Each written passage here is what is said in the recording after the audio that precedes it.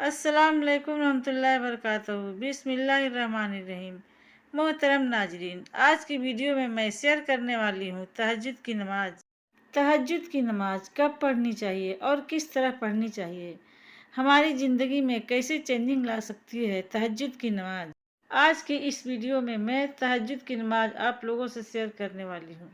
तहज्जुद की नमाज कब और किस वक्त पढ़नी चाहिए, कितनी पढ़नी चाहिए, किस वक्त पढ़नी चाहिए। तहज्जुद की नमाज हमारी ज़िंदगी में किस तरह चेंजिंग ला सकती है, किस तरह मौजज़े ला सकती है। अगर हम चाहें कि हमारी ज़िंदगी पलट जाए, दोनों जहां संवर जाए। अगर ये नमाज आप नहीं पढ़ रहे हैं ना, ईशा के बाद या रात के आखिरी पहर में, तो लगता है कि आपको वो चीज़ चाहिए ही नहीं जो लोग मांगते हैं बेसब्री से। आपको दोनों जहां की खूबसूरती चाहिए, दोनों जहां की कामयाबी चाहिए, और आप पढ़ना नहीं चाहते हैं, तो आप लेना नहीं चाहते हैं। अगर आप ये नमाज पढ़ना चाहते हैं, आपके दिल में शौक़ है, आप दुआ मांगना चाहते हैं, आप दुआ में विश्वास करते हैं, तो आपको ज़रूर मिलेगी। ये वो वक्त है जो अल्लाह ताला अर्श पर खुद आकर पूछते हैं, कोई है मुझसे मांगने वाला, कोई है मुझसे मग़फ़िरत तलब करने वाला। तो हम ही बेवकूफ़ हुए जो इतना खूबसूरत वक्त को रद्द कर देते हैं, इसीलिए कि हमसे उठा नहीं जाता है, हम सो रहे होते हैं। देखिए, तहज्जुद की नमाज को कोई अजान से लगाव नहीं होता है। तहज्जुद की नमाज की अजान नहीं होती है। ये वो वक्त है जो अल्लाह ताला अर्श पर खुद आकर पूछते हैं, कोई है मुझसे मांगने वाला। एक इन्विटेशन है अल्लाह का, क्योंकि हर कोई यह नमाज नहीं पढ़ता है।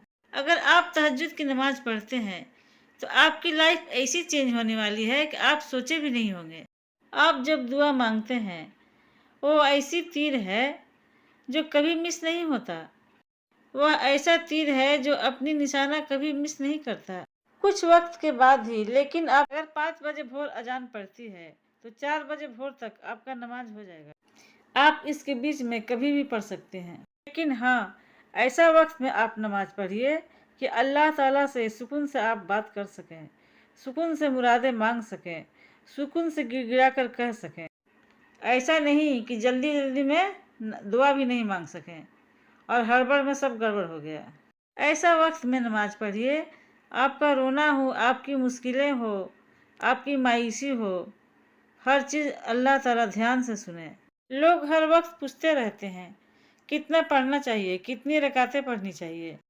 आपका जितना इच्छा, आप 2 रकात नफिल भी पढ़ सकते हैं, 4 रकात भी पढ़ सकते हैं, आप 12 रकात भी पढ़ सकते हैं। जब हम नियत करते हैं 2 रकात नफिल नमाज, उसके बाद सना पढ़ते हैं, अलहम्दो पढ़ते हैं। जब हम तहज्जुद में सलातुल हाजत का नियत करते हैं, जब हम सलातुल हाजत का नियत करेंगे, अलहम्दो के बाद 3 बार कुल हो अल्लाह पढ़ेंगे। सूरह इखलास पढ़ने से एक कुरान का सवाब मिलता है।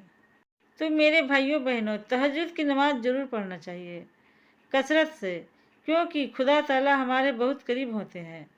जब हम सजदे में जाते हैं तो सुभान रब्बियल आला, सुभान रब्बियल आला कहते हैं। जैसे हम सिजदे में जाते हैं तो धीरे धीरे कहते हैं सुभान रब्बियल अजीम, सुभान रब्बियल अजीम। और सिजदे में जाते हैं तो कहते हैं चुपके से, धीरे धीरे, सुभान रब्बियल आला, सुभान रब्बियल आला, सुभान रब्बियल आला। और हमारे रब हमारे सुन लेते हैं, तो इससे अंदाज होता है कि हमारे रब हमारे बहुत नज़दीक होते हैं।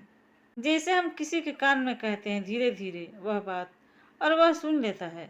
आप तहज्जुद के सिजदे को लंबा किया करें, उसमें सुभान रब्बियल आला, सुभान रब्बियल आला 3 बार नहीं, बहुत बार कह सकते हैं आप यह भी पढ़ सकते हैं सजदे में, हस्बुनल्लाह व निअमल वकील।